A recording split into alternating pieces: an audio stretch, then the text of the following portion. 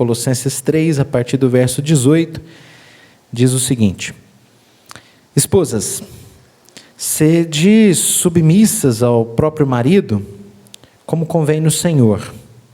Maridos, amai vossa esposa e não a trateis com amargura. Filhos, em tudo obedecei a vossos pais, pois fazê-lo é grato diante do Senhor. Pais, não irriteis os vossos filhos, para que não fiquem desanimados. Servos, obedecei em tudo ao vosso Senhor, segundo a carne, não servindo apenas sob vigilância, visando tão somente agradar homens, mas em singeleza de coração, temendo ao Senhor. Tudo quanto fizerdes, fazei-o de todo o coração, como para o Senhor e não para homens, cientes de que recebereis do Senhor a recompensa da herança. A Cristo, o Senhor, é que estáis servindo. Pois aquele que faz injustiça receberá em troco a injustiça feita, e nisso não há acepção de pessoas. Senhores, tratai os servos com justiça e com equidade, certos de que também vós tendes Senhor no céu. Amém. Já faz mais de 20 dias que a vida voltou a ficar mais difícil para muita gente. Por que eu digo isso? Já faz mais de 20 dias que houve o reestabelecimento da quarentena e pessoas passaram a ser obrigadas a ficarem mais em casa do que na rua, a não poderem sair, e inclusive os comércios fechados fazem com que os funcionários, inclusive os empresários, fiquem nas suas casas, e muitas vezes, ou na maioria delas, aquelas empresas que podem trabalhar à distância estabelecem a prática do home office, e isso implica na repetição do hashtag fique em casa. O problema é que a gente sabe que a coisa não é tão simples assim. Isso gera inúmeros problemas. Claro, nós sabemos, da necessidade de um distanciamento social, mas ao mesmo tempo nós sabemos da quebradeira, das implicações relacionadas à economia. Mas, ao mesmo tempo, nós sabemos de outros problemas ainda paralelos à economia. Eu falo, por exemplo, do fato de que no ano de 2020, a quarentena, ou durante a quarentena, esse tempo de isolamento e do fica em casa, acabou causando o aumento de 40% nas denúncias de violência doméstica. De igual modo, as estatísticas recentes também indicaram um aumento no índice de abuso infantil, de violência contra crianças e adolescentes durante a pandemia, e crescendo de maneira assustadoramente. Os conselhos tutelares registraram um número 12 vezes maior de denúncias.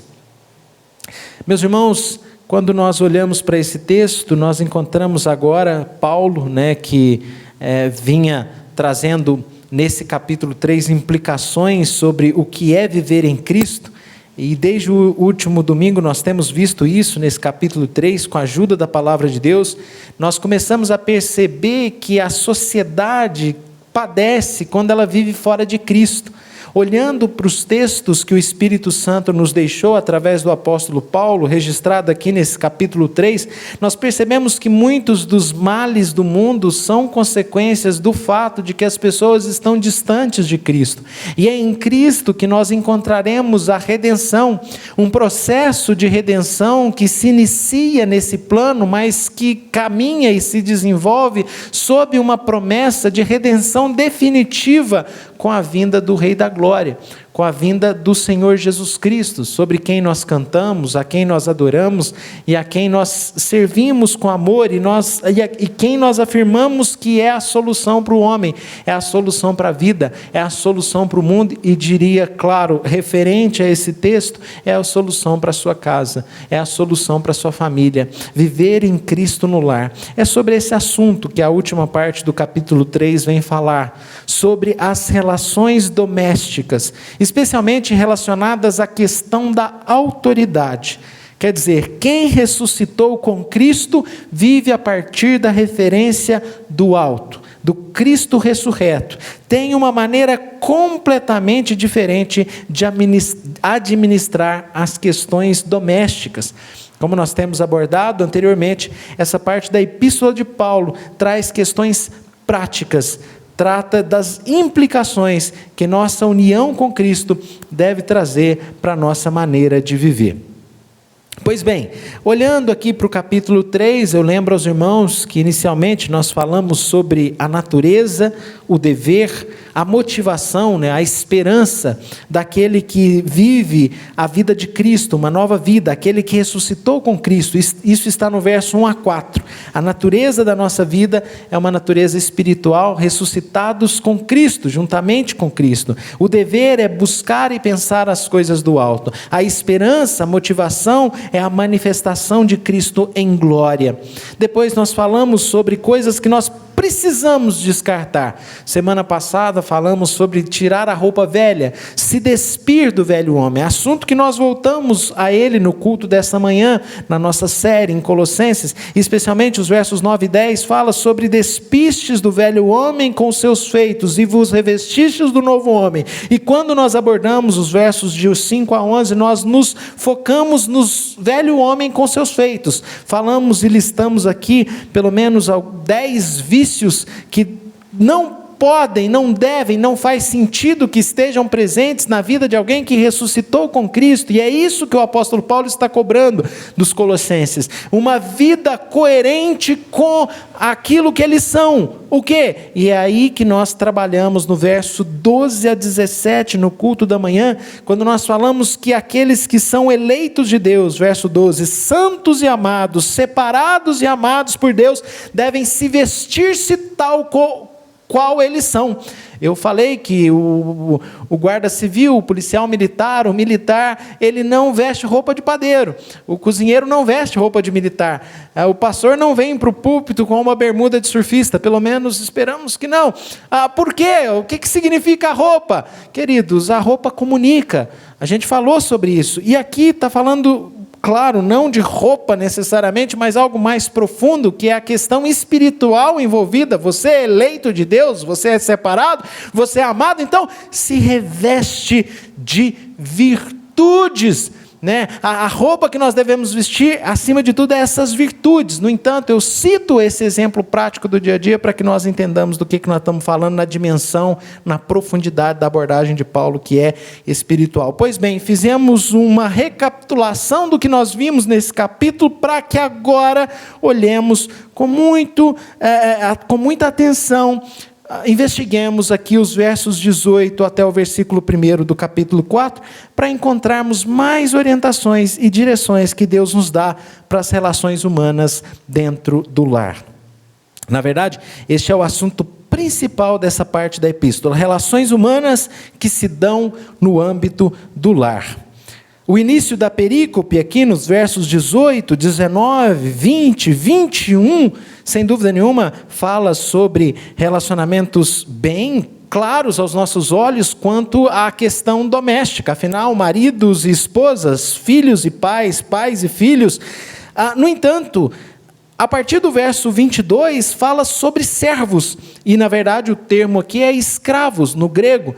O que isso tem a ver com as relações familiares? E aí é necessário que eu contextualize aos irmãos que, de acordo com os estudiosos, desde Aristóteles, o famoso filósofo grego que viveu antes de Jesus, desde os dias da filosofia grega, cerca de 400 anos antes do nosso Senhor nascer, a ética grega, predominantemente nesse contexto da escrita da epístola de Colossenses, ou aos Colossenses, na ética grega tratava-se, ou ao tratar-se dos relacionamentos domésticos, incluíam-se os servos. Por quê? Porque os servos faziam parte da rotina domiciliar, da rotina doméstica. Então, se você olhar para inúmeros textos da Bíblia, tais quais Efésios capítulo 5, verso 22 a 33, lemos sobre os servos. 1 Coríntios 7, 17 a 24, nessa abordagem sobre o contexto doméstico, fala sobre os servos. 1 Coríntios capítulo 7, 29 a 31, no contexto das abordagens familiares e domésticas, fala sobre os servos. 1 Timóteo capítulo 2, verso 8 a 15, fala também sobre os servos. Como? Nesse contexto de inserção da relação dos senhores e dos servos, dos senhores e os seus escravos, num contexto familiar. Então, essa abordagem que inclui os servos no contexto domiciliar, no contexto de família, no contexto da casa, é porque essa era a ética grega daquela realidade. Quando se falava em família, considerava-se também que os escravos viviam nesse contexto das famílias, evidentemente não na relação parental, mas na relação da cotidianidade, nas suas obrigações. Citei aqui apenas alguns textos bíblicos, mas na verdade praticamente todas as abordagens bíblicas neotestamentárias que falam sobre o contexto domiciliar, o contexto das relações familiares, inclui-se também os servos, e é por isso que aparece aqui nesse nosso texto, a partir do verso 22. É interessante que a abordagem relativa a abordagem que se refere à relação do servo e do senhor, ela é mais extensa, se você perceber aí, do que o texto que fala de maridos e esposas, esposas e maridos, filhos e pais, pais e filhos. Ela é mais extensa, mas isso nós entenderemos quando nós adentrarmos nessa parte que fala sobre esse assunto.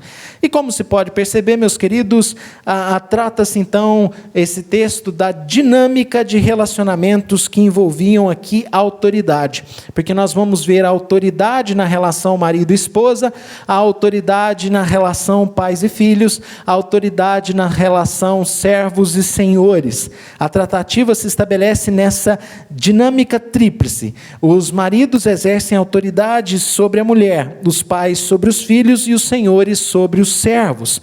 A Bíblia então vem nos dizer que esse padrão agora deve se desenvolver dentro dessa nova realidade de vida que aqueles que ressuscitaram com Cristo vivem. Ou seja, a união com Cristo. Você está unido a Cristo, então essas relações de autoridade se estabelecerão a partir desse princípio, deste valor, dessa natureza espiritual da sua vida. Ou seja, a relação entre marido e mulher, a relação entre pais e filhos, a relação entre servos e senhores se dará num contexto de pessoas que vivem em Cristo, revestidas do novo homem, quer dizer, do eleito, do separado, do amado de Deus. Então se dará em Cristo, se dará com Cristo. E nesse sentido, eu chamo a atenção de que a pessoa de Cristo, ela se torna referência para essas relações, estabelecendo nesse contexto um aspecto de submissão mútua, porque se é em Cristo, lembre-se que Cristo é aquele, conforme diz a Paulo aos Filipenses, que tendo existido ou existindo em forma de Deus, não julgou como usurpação o ser igual a Deus, Filipenses 2,5, mas a si mesmo se humilhou, tornando-se obediente, se submetendo a uma obediência, se humilhou e foi obediente até a morte, e morte de cruz. É interessante que no texto que nós lemos de Efésios capítulo 5, o verso de número 21, diz: sujeitando-vos uns aos outros no temor de Cristo. Sujeitando-vos, quem? Todos os crentes, todos os filhos de Deus devem se sujeitar uns aos outros. Isso vai nos dar uma baliza mais adequada para que entendamos essa passagem que nós começamos aqui a desenvolver uma abordagem sobre ela. Pois bem, Cristo sendo o Senhor, como eu disse, se tornou servo, sendo reconhecido em figura humana. E uma vez que nós nos unimos a Cristo, as nossas relações de autoridade se estabelecem, como eu disse, sob este princípio. Aqueles que estão no papel de liderança devem exercer o papel de modo a espelhar o amor de Cristo. Lembre-se que a nossa vida deve estar escondida em Cristo. É o que nós vimos no início desse capítulo 3, quando Cristo, que quer dizer, porque morreste, verso 3, Colossenses 3,3, porque morrestes e a vossa vida está oculta em Cristo. Pois, irmãos, temos uma reputação a zelar, e a reputação de filhos de Deus, de crentes unidos a Cristo, de cristãos, de pequenos cristos, como é o significado da palavra cristãos, e digo mais, de eleitos de Deus, santos e amados. O marido exerce o seu papel de líder no lar em Cristo, ou seja, unido a Cristo. E as mulheres, o seu papel de respeito ao marido e de auxílio, que deve também ser feito como Cristo faria. E do mesmo modo os filhos devem respeitar seus pais, tal como Cristo serviu e obedeceu até a morte. Os pais devem servir aos seus filhos também no padrão de Cristo.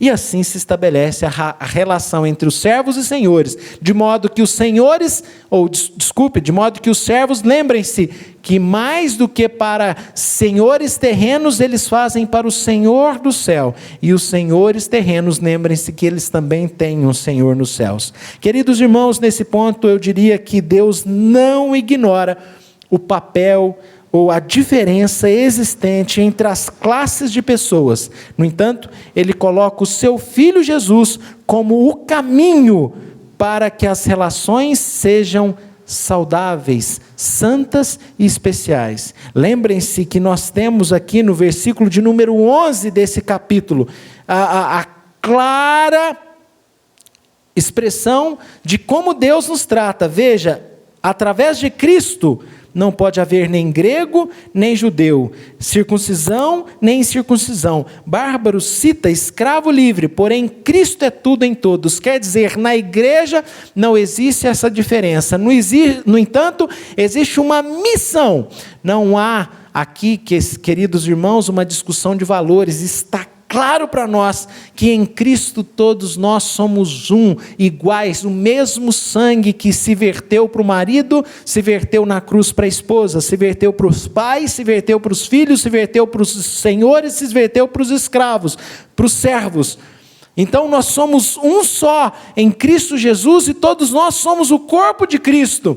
No entanto, existe sem dúvida nenhuma a diferenciação entre os diferentes posições.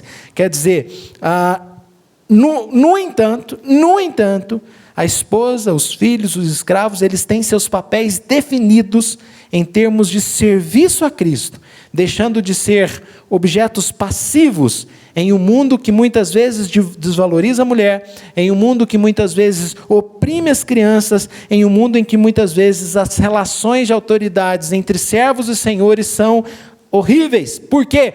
Porque se desenvolvem fora do padrão de Cristo. Volto ao ponto que eu mencionei e que nós começamos a ver no domingo passado. Percebemos que o mundo vive as suas lástimas, o mundo vive a sua dor, e muito do mal do mundo é que as pessoas não vivem em Cristo. As pessoas não vivem ressuscitados com Cristo, ou seja, não tem uma nova vida em Cristo. Pois bem, olhemos então para o texto e aprendamos um pouco do que nos foi revelado pelo Espírito Santo sobre as relações entre maridos e mulheres, entre pais e filhos, entre servos e senhores. Aqui, a partir do princípio de autoridade. Então, o princípio de autoridade nas relações domésticas, diz o texto: esposas, sede submissas ao próprio marido, como convém no Senhor. Maridos, amai vossa esposa e não a trateis com amargura. Meus irmãos, o Espírito Santo vem nos mostrar nestes versos como que a redenção em Cristo, representada por essa nova vida, unida a Ele, ressuscitados com Cristo, nós restauramos a interdependência profunda que homens e mulheres foram criados para desfrutar no casamento. Não há aqui uma discussão de valor, não há aqui uma discussão de competência, não há aqui a discussão de propósito e de serviço diante de Deus. Ou melhor, aqui sem dúvida nenhuma de propósito, a discussão é sobre isso, né? O propósito e o serviço diante de Deus.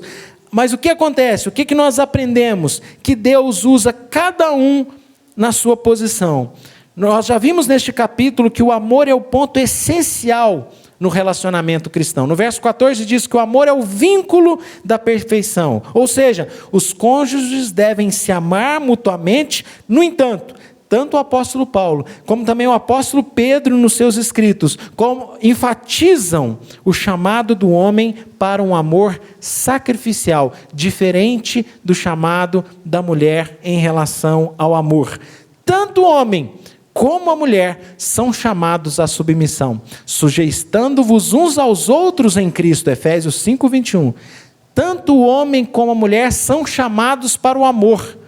No entanto, quer dizer, amai-vos uns aos outros como eu vos amei. No entanto, nós temos aqui um peso de responsabilidade colocado à mulher em relação ao serviço e um peso de responsabilidade colocado também ao homem. E em ambos os casos, o amor ou a submissão deve se espelhar em Cristo, como também o amor deve se espelhar em Cristo.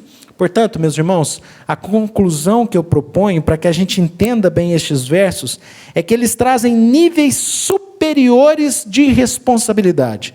Ou seja, maridos têm maior responsabilidade de amar do que as suas esposas. Ou seja, a responsabilidade de amar é maior ou pesa de maneira mais profunda sobre os maridos.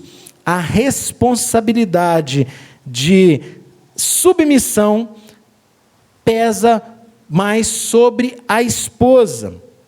No entanto, nós precisamos olhar alguns detalhes no texto. Veja que no verso 18 diz: sede submissas ao próprio marido, como convém no Senhor.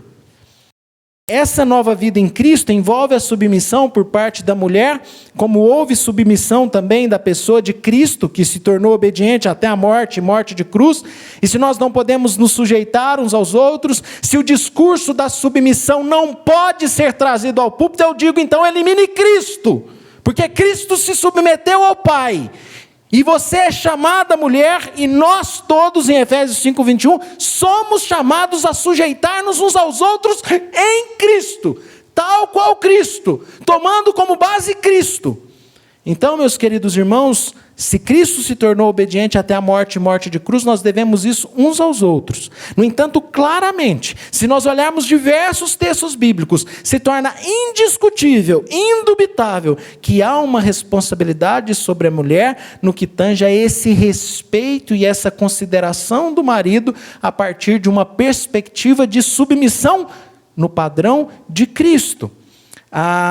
Queridos irmãos, não podemos confundir submissão com obediência cega. O termo grego aqui é hipotasso, no sentido de submissão, quer dizer, hipo, de colocar, tasso de ordem, ou seja, subordinação de posição, de modo que respeito, consideração e honra devem existir mesmo quando não haja obediência. Veja, como não estamos falando de obediência cega.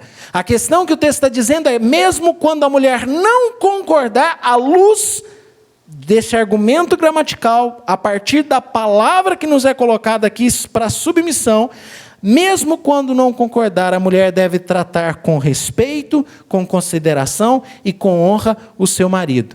Há um escritor cristão que fala sobre casamento, chamado Emerson, e o sobrenome dele é difícil de pronunciar, creio eu que é Egerix, ou Egerix, não sei, mas ele fala sobre amor é o que ela mais deseja, até tem um livro, respeito é o que ele mais precisa. E ele mostra, por argumentos claros, o quanto o homem sente-se, como o homem é necessitado de respeito. E quando ele tem uma mulher que o honra, que o respeita, que o trata com dignidade, ele assume de uma maneira mais positiva a sua postura de homem e exerce a sua autoridade, e isso lhe traz confiança para ser um bom marido, para ser um bom pai, para ser um bom servo de Deus no seu lar. E quanto mais ele desfruta desse respeito, mais ele aprende a amar a sua mulher. E o contrário também acontece, há uma retroalimentação, porque a mulher, o quanto mais ela é amada, ela mais se dispõe a honrar o seu marido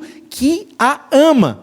Então, quer dizer, há uma relação diretamente proporcional. O amor dele motiva o respeito dela, e o respeito dela motiva o amor dele. Se as pessoas vivessem com Cristo, ressuscitados com Cristo, à luz da palavra de Deus, sem dúvida nenhuma que não teríamos que lidar com a triste realidade desse aumento da violência doméstica, porque nós teríamos homens que seguiriam o mandamento de Deus. Verso 19: maridos, amai vossa esposa e não a trateis com amargura. É interessante que Calvino, quando ele olha para esse versículo, ele trata essa amargura com a interpretação de uma tirania, de uma aspereza. E ele então propõe: olha, irmãos, homens, não sejam ásperos, amem. Quantas vezes nós nos descuidamos e deixamos que essa relação de aspereza se estabeleça, e aí a mulher deixa de respeitar, porque o homem deixou de amá-la. E meus irmãos, quando há uma deficiência, é o momento essencial de ser como Jesus. Veja que aqui o texto diz: sede submissas como convém no Senhor. Jesus é o padrão e é em Cristo que você é submissa, mulher. Mas aqui no texto fala sobre amar a esposa, e eu me volto ao texto que lemos em Efésios 5, sobre o marido amar sua esposa como Cristo amou a igreja. O padrão de amor do marido também é Cristo. E Cristo amou ao ponto de ir para a cruz pela sua esposa, pela sua noiva, que é a igreja. Efésios 5:25, como Cristo amou a igreja. Quer dizer, Cristo morreu pela igreja. Cristo se entregou pela igreja. Olha, mulheres, eu preferiria, sinceramente, o mandamento ou a responsabilidade maior de submissão. Porque, como eu disse, à luz das Escrituras, tanto a submissão como o amor são de responsabilidade de ambos. No entanto, à luz do ensino bíblico, nós vemos uma responsabilidade maior do homem ou sobre o homem em relação a amar sua esposa, e uma responsabilidade maior sobre a mulher em relação a respeitar os seus maridos. Mas à luz do que nós aprendemos na palavra de Deus, de que o homem deve amar a esposa como Cristo amou a igreja, meus queridos, o amor de Cristo pela igreja o levou para a cruz. Eu vou ter que me crucificar por causa da minha esposa. Eu vou ter que abrir mão de mim mesmo e da minha própria vontade por causa da minha esposa. Eu vou ter que pensar só nela e me sacrificar por ela em tudo, e para sempre. E como eu vou fazer isso? Eu consigo? E a pergunta é: Deus te deu outra opção? Não, há um imperativo muito claro: maridos, amai as vossas esposas como Cristo amou a igreja, Efésios 2:25. E há um imperativo aqui em Colossenses 3:19: maridos, amai vossa esposa, e não a trateis com amargura, não a trateis com rispidez. A violência cresceu porque as pessoas estão sem Cristo, porque as pessoas não vivem ressuscitadas com Cristo. E eu repito a conclusão que nós temos chegado na abordagem de Colossenses 3. O mundo seria muito melhor se as pessoas se arrependessem e se voltassem para Jesus, se despissem do velho homem e se revestissem como eleitos, separados, amados de Deus, vivendo em Cristo e com Cristo. Precisamos, sem dúvida nenhuma, queridos irmãos, especialmente a família cristã, especialmente maridos e mulheres, voltarmos para os mandamentos de Deus, porque eu lhes digo claramente: se as mulheres aprenderem a respeitar seus maridos no Senhor, a tratá-los com honra e dignidade, você estará, sem dúvida nenhuma, influenciando aí na sua casa a presença de um homem de Deus que faz diferença, porque o respeito e a honra ao marido alimenta a sua confiança, alimenta o seu, vamos dizer, ego, alimenta, na verdade, traz dignidade, porque convenhamos, queridos irmãos, a imagem e semelhança de Deus em nós está decaída por causa do pecado. E nós precisamos agir de maneira mútua uns com os outros, a restaurar, a renovar essa liderança. E veja que este é um princípio teológico. Quando Paulo fala aos Coríntios sobre o mesmo tema, no capítulo 7, ele diz: porque Deus fez o homem primeiro. Há um princípio aí que não envolve nenhuma outra questão, senão a questão teológica. É um princípio de Deus. Olha, Deus fez homens e mulheres diferentes, E eu não sou igualitário, eu não acho que são a mesma coisa, porque são diferentes, com características diferentes, com virtudes diferentes, e eu não acredito que o Criador não iria usufruir das diferenças de um e outro para a bênção, para o louvor da sua glória. Eu não posso acreditar nisso. Criou homem e mulher com suas características próprias, específicas e especiais, e Deus se instrumentaliza dessas características para a sua glória. Não estamos falando de uma questão de valor, de competência, não, estamos falando de uma questão de propósito do Deus Criador.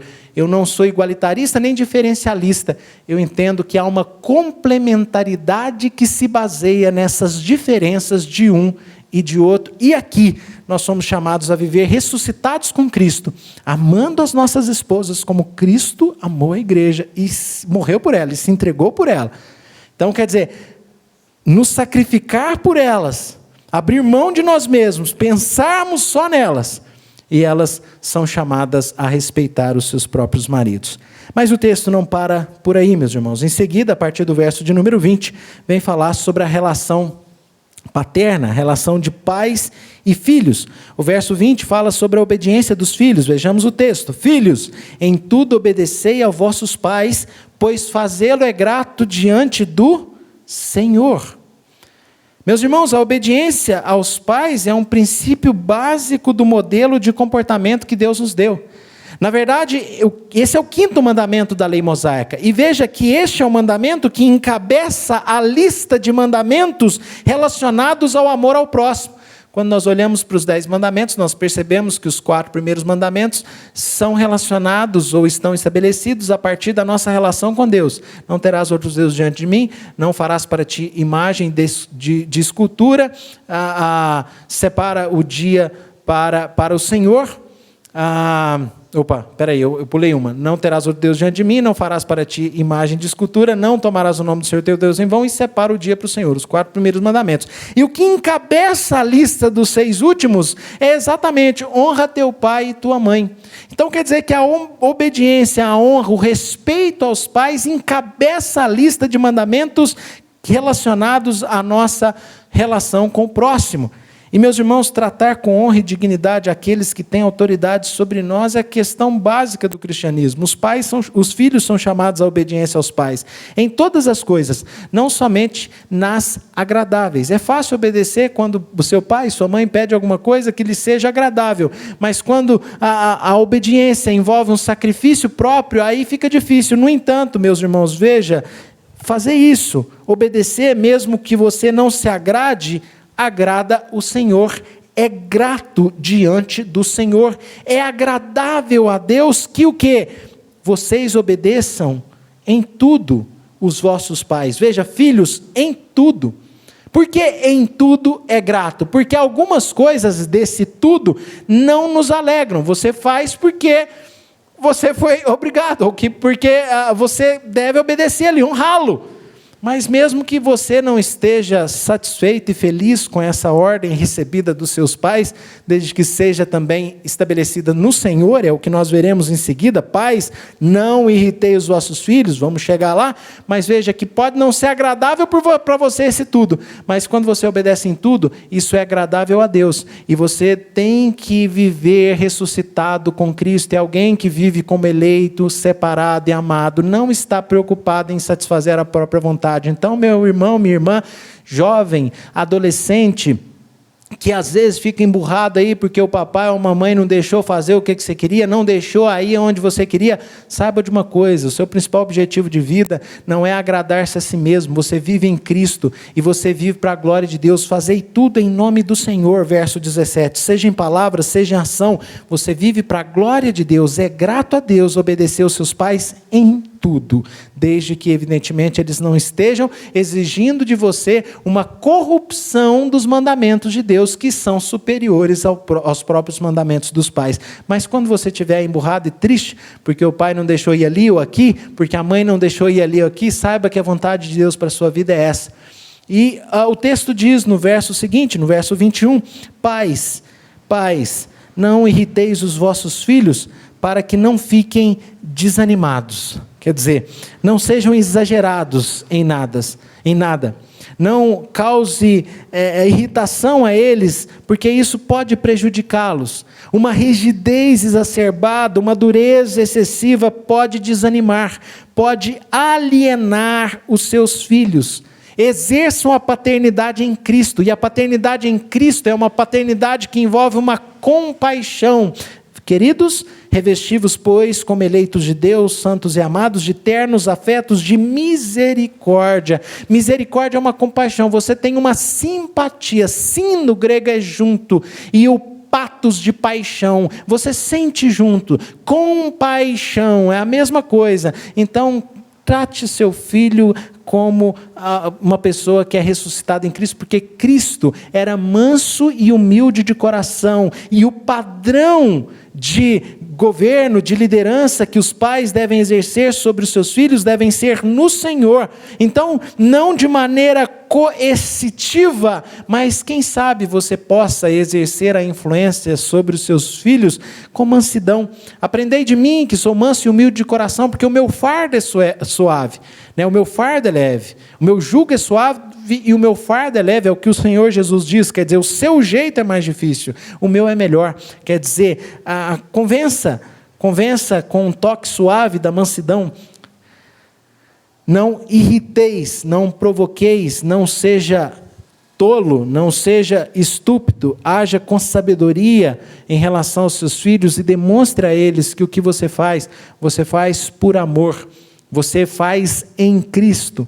E a gente, evidentemente, fica muito triste ao saber que por não haver essa consideração, por não haver o Senhor na história de muitas famílias, nós temos que lidar com esses índices de violência doméstica aumentados, tanto entre maridos e mulheres, maridos que não estão em Cristo e por isso não amam suas esposas como Cristo amou a igreja, mulheres que não respeitam os seus maridos porque não vivem ressuscitadas com Cristo, e isso causa o problema, a briga, a discussão, a agressão. Do mesmo modo, pais que não exercem sua autoridade no Senhor com amor aos seus filhos, mas com maneira ríspida, de uma maneira exagerada, causando a alienação dos filhos, causando situações também de abuso, de violência, e filhos rebeldes que não vivem ressuscitados no Senhor, que desobedecem os seus pais e trazem o conflito para dentro de casa. Queridos, temos que passar para os versículos seguintes, no verso 22, servos, obedecei em tudo ao vosso Senhor, segundo a carne, não servindo apenas sob vigilância, visando tão somente agradar homens, mas em singeleza de coração, temendo ao Senhor. A essa altura, os críticos desse texto poderão dizer, mas espera aí, me parece que o apóstolo Paulo está então abalizando, o apóstolo Paulo está apoiando, o apóstolo Paulo está validando a relação aqui da escravatura, quando ele diz para os servos obedecerem em tudo ao vosso Senhor. Meus queridos irmãos, Paulo aqui não está avaliando a escravatura. Paulo não cumpre aqui um papel de abolicionista num contexto que não era próprio para isso. Paulo está aqui agindo como um homem sujeito a autoridades numa sociedade em que a escravatura era estabelecida por lei. E Paulo apenas dá diretrizes de que, se é assim que a sociedade estabeleceu, que possa existir essa relação da melhor maneira, e a relação existe da melhor maneira quando ela se dá em Cristo, ressuscitados com Cristo, e é isso que ele vai enfatizar nesses versículos, porque ele já deixou claro que na igreja, diante de Deus, veja o verso 11, nele, em Cristo, não há isso, no qual não pode haver nem grego, quer dizer nacionalidade, circuncisão nem incircuncisão, religiosidade, bárbaro, cita, escravo, livre. Questões sociais, não há diferença em Cristo. Na igreja não vai existir isso, mas na sociedade existe. Se a sociedade vive dessa maneira, que não condiz com o que nós aprendemos pelo Espírito Santo aqui no verso 11, Paulo administra isso, Paulo gere isso de uma maneira submissa às autoridades. Ele não vai se apresentar aqui como um revolucionário inconsequente, mas como um apóstolo preocupado com a igreja do Senhor e com as relações na igreja. E ele diz, olha, especialmente entre servos e senhores cristãos, tudo deve acontecer em Jesus, como pessoas ressuscitadas com Cristo. Então ele diz: servos, verso 22, obedecei em tudo ao vosso Senhor, segundo a carne, não servindo apenas sob vigilância, visando tão somente agradar a homens, mas em simplicidade do coração, singeleza do coração, temendo ao Senhor. Essa ênfase ele vai trazer no verso seguinte: tudo quanto fizerdes, verso 23, como para o Senhor. No verso de número 24, cientes que recebereis do Senhor a recompensa. Veja, sirvam no Senhor. Ele traz Jesus para aquela relação. Eu disse nas partes introdutórias dessa exposição bíblica que Paulo gasta um pouco mais de tempo aqui nesses versículos, no desenvolvimento dos seus argumentos. Por quê? Nós precisamos olhar aqui com muita atenção para os versos 7 a 9 do capítulo 4. Porque nesses versículos, Paulo vai dizer aos colossenses que esta epístola chegaria às mãos deles por meio de Tíquico. Veja, quanto à minha situação, Tíquico, irmão amado e fiel ministro, e conservo no Senhor, de tudo vos informará. O Tíquico que vai contar como é que eu estou aqui, o Tíquico que vai levar essa epístola para vocês. E envio ele com o expresso propósito de vos dar conhecimento da nossa situação. E verso 9... importantíssimo, na sua companhia vos envio Onésimo. O povo do alto que acompanha as exposições bíblicas aqui podem se lembrar do nosso amigo aqui, o Onésimo. O Luiz Felipe, que está aqui no tempo, já balançou a cabeça, que ele se lembra do Onésimo. E o Onésimo você pode conhecer ele melhor na epístola a Filemon. E aqui no nosso canal da igreja há uma série de exposições, 4 pregações na pequena epístola de Filemon. E você aprende ali, nessas exposições, quem é Onésimo. Eu não vou me deter a isso.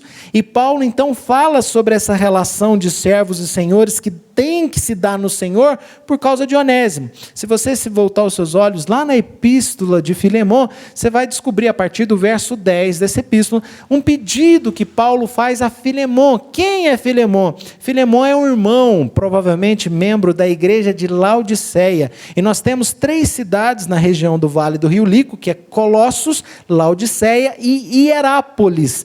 E Paulo envia essa epístola para os colossenses, mas também no verso de número 15, ele diz: saudai os irmãos de Laodiceia, Colossenses 4,15, e Ninfa, e a igreja que ela hospeda em sua casa, em Laodiceia. E uma vez lida esta epístola perante vós, aos colossenses, providenciai, porque também seja lida na igreja dos laodicenses. Quer dizer, a epístola dos Colossenses deve ser lida na igreja dos Laodicenses, e evidentemente aqui na igreja do Alta Lapa também, porque é a palavra de Deus. Mas aí a carta, havia também uma epístola aos Laodicenses, a epístola à Laodiceia. Cadê ela na Bíblia, no Novo Testamento? Provavelmente se refere à epístola a Filemon, que era membro, que era parte da igreja de Laodiceia. E ali naquela epístola a Filemon, Paulo faz um apelo a Filemon. Por quê? Porque Onésimo conheceu Paulo na prisão. Paulo estava preso e ele ali teve um contato com Onésimo, que também foi preso. Por quê? Porque Onésimo era escravo de Filemon. E Onésimo roubou a Filemon. À luz do texto bíblico, Paulo é claro lá na epístola a Filemon, não vou me deter a ir à epístola, mas Paulo fala para Filemon: olha, se o Onésimo te causou algum dano, fica tranquilo, eu vou pagar o que ele fez, mas receba ele no Senhor. Trate ele como mais do que um servo, como um irmão. Eu preferia que ele ficasse comigo, mas por causa da sociedade como ela vive, ele está indo. Ele está indo arrependido, mas trata ele de maneira digna. E aqui, como está em todo esse contexto que eu estou trazendo aos irmãos, Paulo está preocupado exatamente em construir essa relação de servos e senhores que se dê no Senhor em tudo isso, meus irmãos. O que tem a ver com a nossa vida? O que tem a ver com a sua vida? Meus irmãos, tem a ver que a nossa maneira de tratar uns aos outros tem que ser como pessoas ressuscitadas com Cristo. E aqui Paulo está dizendo, olha, para os escravos, olha, tudo quanto fizerdes, não faz para eles, não faz para os seus, não faz simplesmente para servos humanos, para senhores humanos, senhor segundo a carne, verso 22, mas faz com singeleza, temendo a Deus, fazei de todo o coração, verso 23, como para o Senhor, não para os homens. Eu diria para você, funcionário também, você não é escravo, como é esse contexto aqui, você que é funcionário, você não trabalha para o seu patrão, meu irmão? Você não faz para o seu patrão? Você que é empresário, o que você faz aqui, meu querido? Fazei tudo em nome de Jesus, fazei tudo para a glória de Deus, quer comais, quer bebais, façais outra coisa qualquer, é tudo para a glória de Deus. Esse é o propósito da nossa vida, nós nascemos para isso, dele, por meio dele, para ele são todas as coisas, e nós devemos servir ao Senhor naquilo que nós fazemos. E o verso 24, ciente que recebereis do Senhor a recompensa da herança, a Cristo, o Senhor, é que vocês estão servindo. Então esquecem os senhores da terra, façam como para o Senhor, sirvam ao Senhor, fazei tudo para Deus. Vocês ressuscitaram com Cristo, a vida de vocês é com Cristo, e Cristo vive junto do Pai, e vocês também vivem a mesma vida de Cristo ao lado do Pai, para o Pai, para a glória do Pai.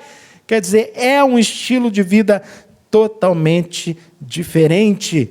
As implicações de estar unido a Cristo. Eu estou unido a Cristo, eu estou sendo humilhado com esse texto, domingo após domingo, porque eu vejo aqui um padrão elevadíssimo, só que não tem outro caminho, não tem para onde correr. Ou eu aprendo a amar a minha esposa como Cristo amou a igreja, ou eu sou um hipócrita, e nesse sentido, eu não quero mais viver como hipócrita, porque ela está me assistindo. Porque ela está me assistindo. Então, meus queridos irmãos, aqui nós temos um mandamento também para os servos, né? Para os senhores, verso 1 do capítulo 4. Ainda, né, um alerta no versículo 25, pois aquele que faz injustiça receberá em troco a injustiça feita. E nisto não há acepção de pessoas. Como que Paulo confortasse os escravos que eram injustiçados pelos seus senhores, que não viviam como pessoas ressuscitadas com Cristo, mas oprimiam os seus escravos. Paulo fala, entrega isso para Deus, saiba que aquele que faz injustiça vai receber o troco, mas esse troco vai ser recebido, sem acepção de pessoas, não interessa se é rico ou se é pobre, para Deus não tem dessa não. Deus trata todos iguais, verso 11, em Cristo não há ninguém, não há escravo, não há servo, não há incircuncisão, circuncisão, porque Cristo é tudo em todos. Cristo é tudo em todos, e saiba que o juízo de Cristo não é parcial, como os juízes terrenos. Aqui nós vemos gente grande, e provavelmente, como acontecia naqueles dias, aqueles que estão numa posição privilegiada serem cada vez mais privilegiados. Esse é um mundo de injustiças, mas saiba que na justiça de Deus não há acepção de pessoas. Saiba que esses injustos que aproveitam de suas posições nesse contexto que nós vivemos, lhes aguarda juízo imparcial. Estão acostumados aqui a recorrerem em altos tribunais, mas há um tribunal que é mais alto de todos, que é o tribunal de Cristo. Então, a sua causa também, se há algo que hoje aperta o teu coração, porque você foi injustiçado, olha o verso 25 para você. Aquele que faz injustiça vai receber em troco a injustiça feita. Quer dizer, Deus trará juízo ao seu tempo. Então, entrega para Deus.